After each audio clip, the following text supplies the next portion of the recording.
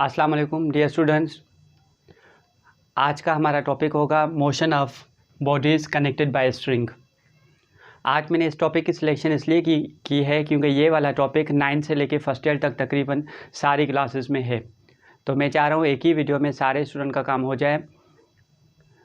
तो इस टॉपिक में हम क्या पढ़ेंगे कि हमारे यहाँ लेट्स सपोज एक स्ट्रिंग है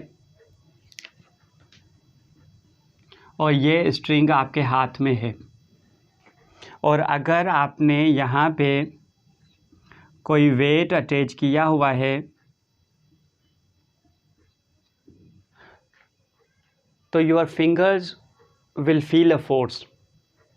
जितना वेट हेवी अटैच होगा आपकी फिंगर्स फोर्स उतनी ज़्यादा फील करेंगी। ये जो फोर्स जो आप फील कर रहे हैं इस फोर्स को हम कहते हैं फोर्स ऑफ टेंशन, क्योंकि जितना वेट हेवी होगा स्ट्रिंग स्ट्रेच उतनी ज़्यादा होगी, और स्ट्रिंग स्ट्रेच ज़्यादा होगी तो स्ट्रिंग में फोर्स ज़्यादा आएगी, और ये जो फोर्स है इस फोर्स को हम कहते हैं टेंशन, वो ज़्यादा आती जाएगी। मिसाल के तौर पे अगर आपने एक वेट अटैच किया है तो इसका वेट है वर्टिकली डाउनवर्ड। जितना वेट डाउनवर्ड होगा स्ट्रिंग में टेंशन आएगी उतनी ज़्यादा टेंशन, और टेंशन आएगी यहाँ से आप फील करेंगे जैसे कोई चीज़ है जो आपको नीचे ले जा रही है टेंशन, और आप इसको बैलेंस करने के लिए ऊपर की तरफ फोर्स लगाएंगे ताकि ये बैलेंस रहे। यानी अगर कोई चीज़ मेरे हाथ में है वेट उसका होगा डाउनवर्ड, टेंशन इसका है अपवर्ड। यहाँ से मैं फील करूँगा जैसे फोर्स नीचे की तरफ हो जिसको आप टेंशन कह रहे हैं, और इसको बैलेंस करने के लिए आपने फोर्स ज़्यादा देनी पड़ेगी तब जाके ये रेस्ट में आएगा। अब अगर हम क्या करेंगे यहाँ से वेट बढ़ाते जाएं, जितना वेट आप बढ़ाएंगे टेंशन उतनी ज़्यादा आएगी, और टेंशन अगर ज़्यादा आ गई तो आपने फोर्स ज़्यादा देनी पड़ेगी to hold the string at rest. अगर आप ज़्यादा फोर्स यहाँ से नहीं लगा पाएंगे तो टेंशन डोमिनेंट हो जाएगी आपके ऊपर, और ये स्ट्रिंग जो है वो नीचे चली जाएगी, यानी जो चीज़ आपके हाथ में होगी वो नीचे गिर जाएगी। अगर आप चाहते हैं कि ये रेस्ट में रहे, रुका रहे, तो फिर आपने उतनी ही फोर्स देनी पड़ेगी। दूसरे अल्फाज में मैं क्या कहूँ कि इस फोर्स का ताल्लुक वेट से फिर डायरेक्ट हो जाएगा, यानी जितना ज़्यादा हेवी वेट होगा अटैच होगा स्ट्रिंग से उतनी ज़्यादा फोर्स आपने देनी पड़ेगी इसको पकड़ने के लिए। अगर आपने फोर्स कम दी तो नीचे गिर जाएगा।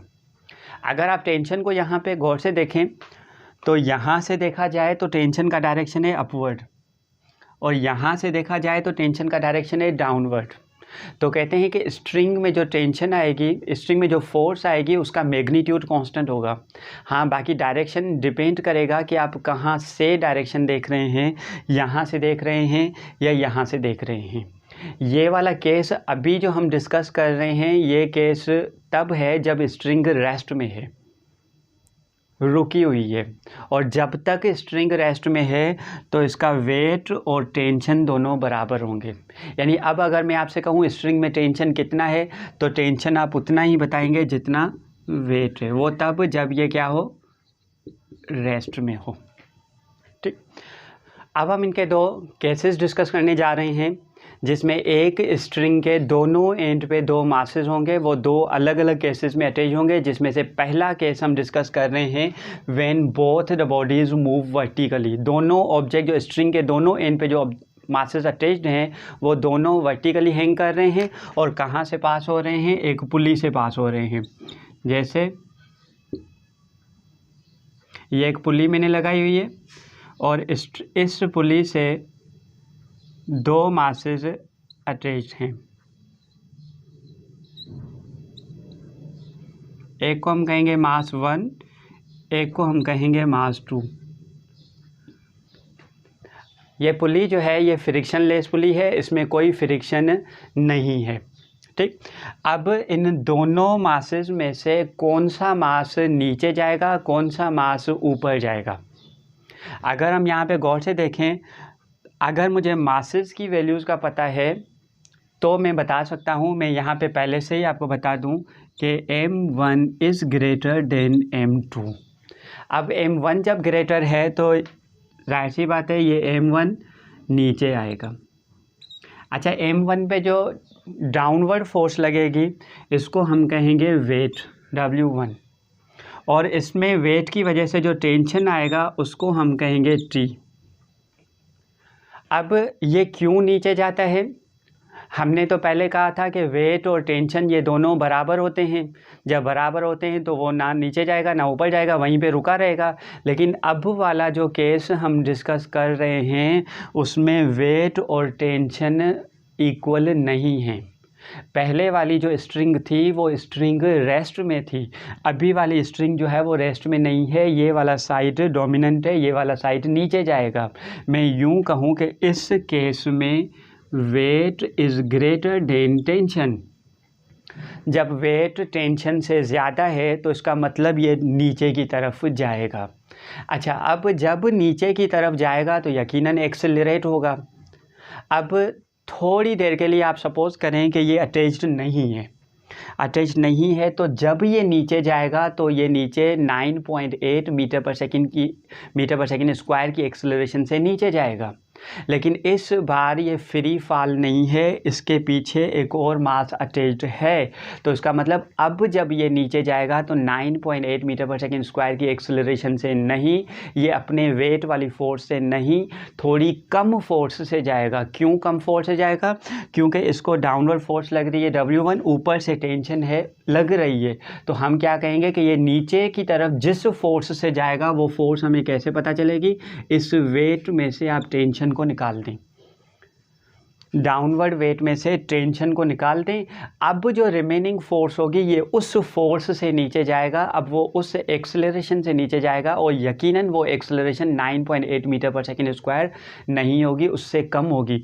तो वो कितनी एक्सेलरेशन होगी? तो उसके लिए मैं लिखूँ M1A। हाँ, अगर टेंशन ना होता, फ्री फॉल होता तो M1G हम लिखते, लेकिन अभी चूंकि टेंशन है तो आप इस डाउनवर्ड वेट में से टेंशन को कर दें माइनस, रिमेनिंग फोर्स से ये नीचे जाएगा और ये वो एक्सेलरेशन है जिस एक्सेलरेशन से ये नीचे की तरफ जाएगा। इसको हम कहते हैं इक्वेशन 1। अब आ जाए इस तरफ, इसका मास 2 है, इसका वेट है डाउनवर्ड और इसका टेंशन अपवर्ड। अब इसका क्या होगा? ये तो वेट ज़्यादा था टेंशन से तो ये नीचे जा रहा था। इस साइड का क्या करें? इस साइड में ये वाला साइड जब नीचे जाएगा तो इसका मतलब ये वाला साइड जो है वो ऊपर जाएगा। और ये ऊपर क्यों जा रहा है? क्योंकि यहाँ पे हम ये कहेंगे कि tension is greater than weight. यहाँ पे आप लिखें इस साइड पे tension is greater than weight. अब ये कितनी फोर्स से ऊपर जाएगा वो आपको कैसे पता चलेगा? इस बार टेंशन जो है इस वेट से ज़्यादा है तो इस टेंशन में से ये वेट में कर दूं माइनस, रिमेनिंग फोर्स से ये जाएगा ऊपर। अच्छा, एक और चीज़ कि जिस एक्सेलरेशन से ये नीचे जाएगा उतनी ही एक्सेलरेशन से ये ऊपर जाएगा। तो ये वाली इक्वेशन हमने बनाई है इसके लिए और ये वाली इक्वेशन हमने बनाई है दूसरे ऑब्जेक्ट के लिए जो ऊपर जा रहा है। अब हमने करना क्या होगा? इन दोनों इक्वेशंस को सॉल्व करना होगा और सॉल्व करने के बाद हमें एक एक्सेलरेशन का फार्मूला मिलेगा और एक हमें मिलेगा टेंशन कि कितनी एक्सेलरेशन से ये नीचे जा रहा है या ऊपर जा रहा है और इस स्ट्रिंग में टेंशन कितना है। एक और बात मैं आपको बता दूं कि जब मैं टेंशन बता रहा हूं तो वो टेंशन इस साइड पे या इस साइड पे, ओवरऑल स्ट्रिंग में टेंशन एक ही होगा जो अभी हमने यहाँ से ड्राइव करना है। तो दो इक्वेशन हमने बना ली, इक्वेशन 1 और इक्वेशन 2। अब इन इक्वेशन को हमने करना है सॉल्व, जिसमें ये दो इक्वेशन हमने पहले बनाई थी। अब इन दो इक्वेशन को हम यूज़ साइमल्टेनियसली सॉल्व करके एक्सेलरेशन का फार्मूला ड्राइव करेंगे। कैसे करें हम? अगर आप एक्सेलरेशन को मालूम करना चाह रहे हैं तो आपने टेंशन को इसमें से एलिमिनेट करना होगा। और टेंशन को कैसे एलिमिनेट करें? अगर हम इन दोनों इक्वेशन को ऐड करें, ऐड इक्वेशन 1 एंड 2, अगर आप इन दोनों इक्वेशन को ऐड करेंगे तो देखें टेंशन कैंसिल हो जाएगा, बाकी क्या बचेगा? W1 minus W2 is equal to M1A plus M2A। आपने एक्सेलरेशन मालूम करनी है तो acceleration common M1 plus M2 और यहाँ से W1 जिसको आप M1G भी लिख सकते हैं माइनस M2G हो जाएगा।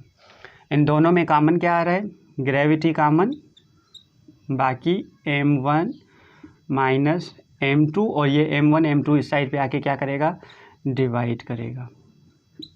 तो हम क्या कहेंगे, एक्सेलरेशन का फार्मूला कौन सा मिल गया, m1 minus m2g divided by m1 plus m2, ये बन गया एक्सेलरेशन का फार्मूला। अच्छा, अब टेंशन का फार्मूला ड्राइव करने के लिए हम क्या करेंगे, हमने एलिमिनेट करना होगा एक्सेलरेशन को। एक्सेलरेशन को कैसे एलिमिनेट करें, इन दोनों इक्वेशन को एक दूसरे से डिवाइड करें। हम लिखें यहाँ पे डिवाइड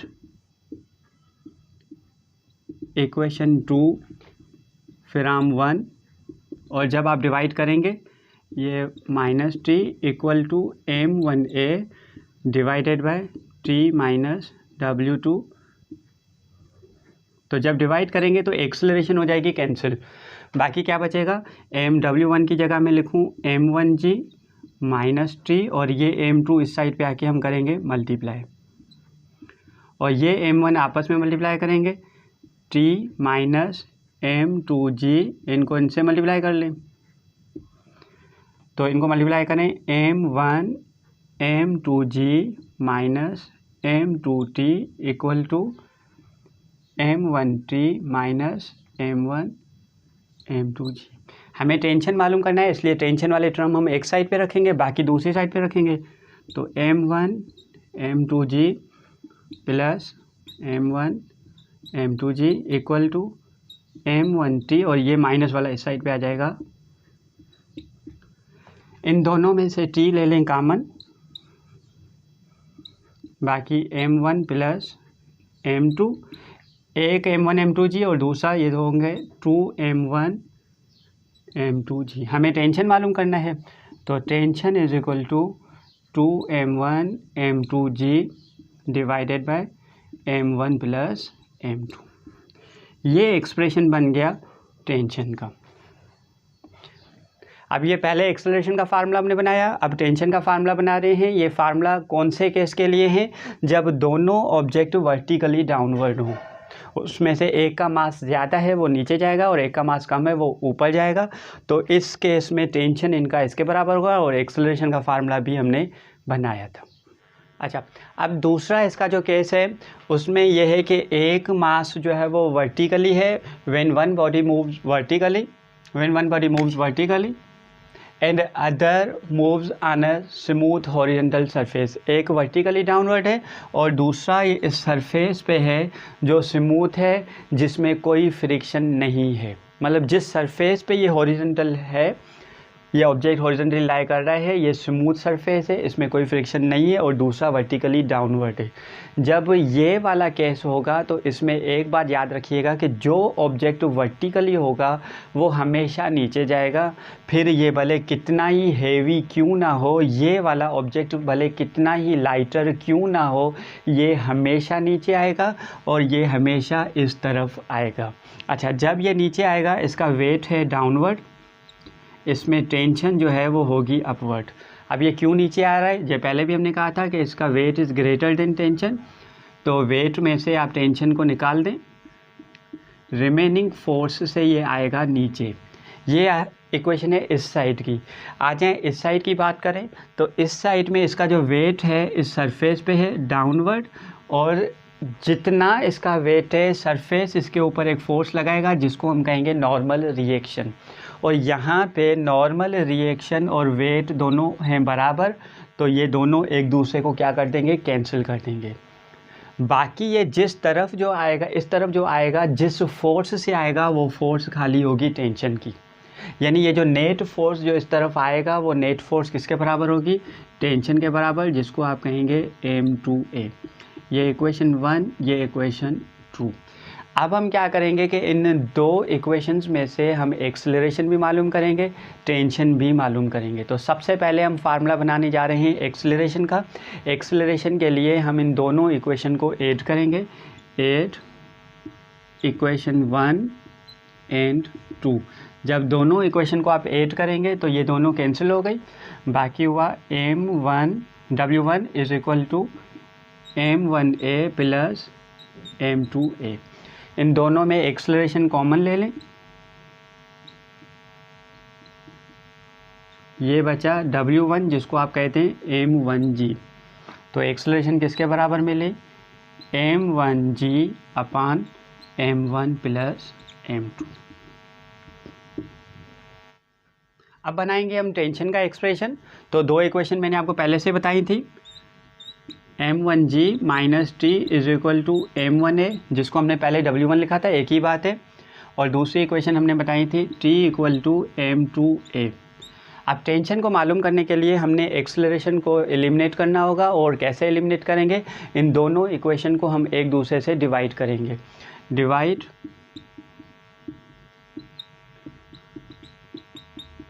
इक्वेशन 2 फिर हम 1 डिवाइड कर लें। m1g minus T equal to m1a divided by t m2a, A cancel, बाकी इनको आप क्रॉस मल्टीप्लाई करें। m1t is equal to m2 m1g minus T, cross multiply करके टेंशन को एक साइड पे कर लें। m1t equal to m1 m2g minus m2t, m2t को इस साइड पे ले आए, प्लस का हो जाएगा m1t plus m2t equal to m1 m2g। इसमें से t को कॉमन ले लें आप, बाकी बचेगा m1 plus m2 equal to m1 m2g, और टेंशन किसके बराबर हुआ, m1 m2g अपान m1 प्लस m2। ये एक्सप्रेशन बन गया टेंशन के लिए। एक न्यूमेरिकल देख लें, MCQ टाइप का है कि two masses A and B are attach to the ends of a string. एक स्ट्रिंग के दोनों एंड पे दो मासेस अटैच्ड हैं in such a way that both object hangs vertically downward, both hang vertically downward, in such a way that both hang vertically downward, with what acceleration mass A will come downward if MA is 3 times the MB। यानी mass of B जो है उससे MA 3 times बड़ा है, तो कितनी acceleration से ये नीचे आएगा, ये एक्सेलरेशन हमने मालूम करनी है। अक्सर करके इस टाइप के न्यूमेरिकल MCQs में आते हैं। तो एक्सेलरेशन बराबर है, अब नीचे आ रहा है MA minus MB into G divided by MA plus MB। हम क्या करेंगे, MA की जगह लिखेंगे 3MB,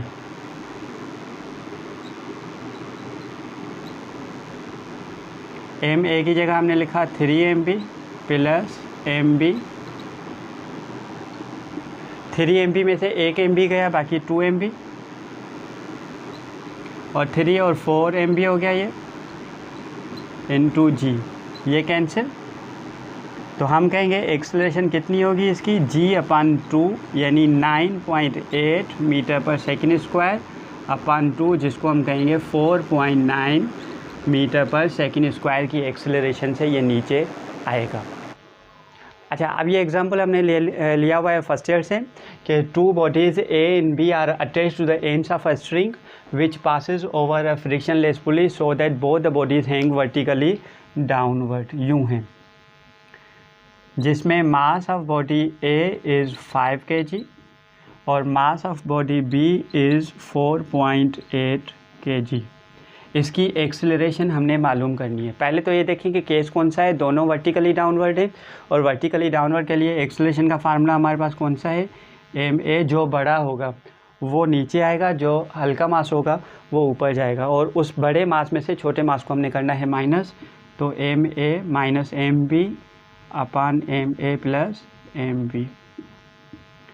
तो मास ऑफ A कितना है 5 kg, मास ऑफ B है 4.8 kg, A है 5 प्लस 4.8 इंटू 9.8। 5 माइनस 4.8 कितना हुआ 0.2, 5 प्लस 4.8 कितना हुआ 9.8। तो हम क्या कहेंगे, ये कितनी एक्सेलरेशन से नीचे जाएगा, 0.2 मीटर पर सेकेंड स्क्वायर की एक्सेलरेशन से आएगा।